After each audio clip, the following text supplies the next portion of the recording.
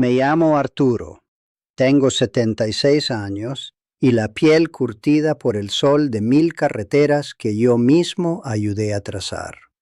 Dicen que el matrimonio es hasta que la muerte nos separe, pero lo que no te dicen es que a veces la persona que duerme a tu lado no está esperando a que la muerte los separe, sino a que tu dinero se acabe para poder enterrarte en vida.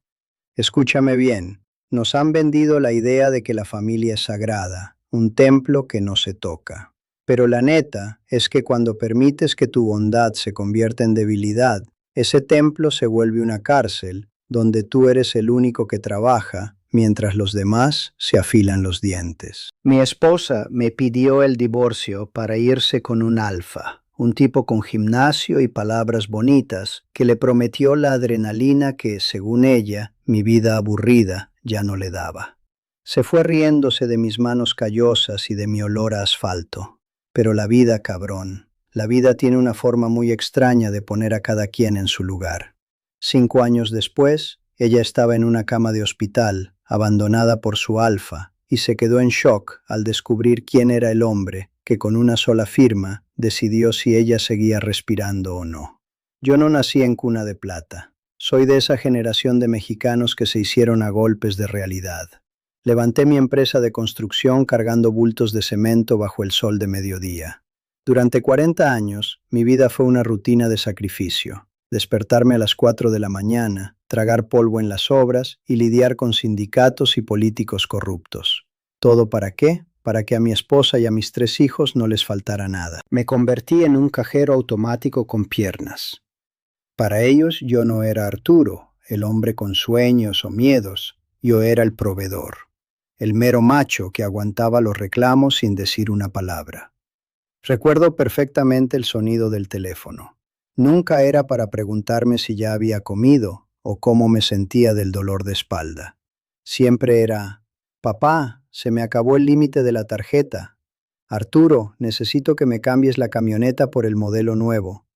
Viejo, deposítame para el viaje de las niñas. En las fiestas de Navidad que yo pagaba enteras, yo era un extraño. Ellos brindaban con el whisky más caro, reían y planeaban vacaciones, mientras yo me sentaba solo en la punta de la mesa, mirando mis manos agrietadas.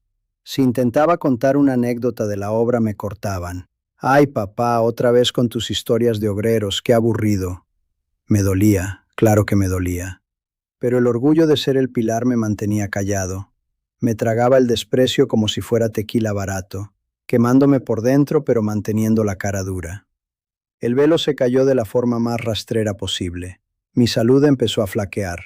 El corazón me dio un primer aviso. Estaba en la cama, supuestamente dormido, cuando escuché a mi esposa, Elena, hablando por teléfono en el pasillo. No, mi amor, no falta mucho, decía con una voz de seda que no usaba conmigo desde hace décadas. El médico dice que el corazón de Arturo está por rendirse. En cuanto firme el testamento y pase lo que tiene que pasar, seremos libres. La constructora vale millones, nos vamos a olvidar de este viejo amargado para siempre. En ese momento, el dolor en mi pecho desapareció, reemplazado por un hielo absoluto. No era solo ella, mis hijos sabían de su amante, un tipo 20 años menor que ella, un coach de vida, o alfa, que solo buscaba colgarse de mi esfuerzo. Todos estaban sentados en la sala de espera de mi muerte, repartiéndose mis relojes y mis terrenos. Me di cuenta de que mi familia era una jauría esperando a que el león viejo dejara de rugir. Esa noche no lloré. Un hombre de mi temple no desperdicia agua en gente que no vale la pena.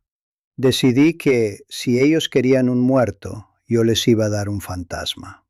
Con una claridad fría empecé a mover las piezas. No fue por odio, fue por justicia. La ejecución fue una obra maestra de ingeniería legal. Durante un año fui traspasando activos, vendiendo maquinaria de forma silenciosa y donando gran parte de la liquidez a una fundación para huérfanos que yo mismo creé en secreto. A mis hijos les dejé lo mínimo que la ley me obligaba, una educación que nunca aprovecharon. El día del divorcio, Elena llegó con una sonrisa de triunfo del brazo de su alfa. Pensaba que se llevaría la mitad de un imperio. Se quedó muda cuando los abogados le mostraron las cuentas. La empresa estaba en quiebra técnica, en papel, y la casa estaba hipotecada a favor de mi fundación. Me dejaste por un hombre mejor, ¿no? Le dije mirándola a los ojos. Pues espero que ese hombre tenga suficientes músculos para mantenerte, porque de mis manos no sale un centavo más. La reacción fue un circo de gritos y llanto. Me llamaron loco, miserable, me maldijeron. Mis hijos me dieron la espalda, me quedé solo. Me mudé a una casa pequeña en un pueblo tranquilo. Por primera vez en 50 años, no escuchaba el teléfono pidiendo dinero. Comía frijoles con tortilla en silencio, y ese silencio sabía a gloria. 5 años pasaron. El alfa la dejó en cuanto el dinero se terminó, y la realidad le pegó en la cara. Ella terminó trabajando de empleada en una tienda, sin seguro, sin lujos. Y entonces el destino cerró el círculo. Ella tuvo un accidente grave, una complicación pulmonar que requería una cirugía carísima que el seguro popular no cubría. Sus hijos, mis hijos, no tenían dónde caerse muertos. Se habían gastado lo poco que les quedó en apariencias. Llegué al hospital privado donde la habían trasladado por error.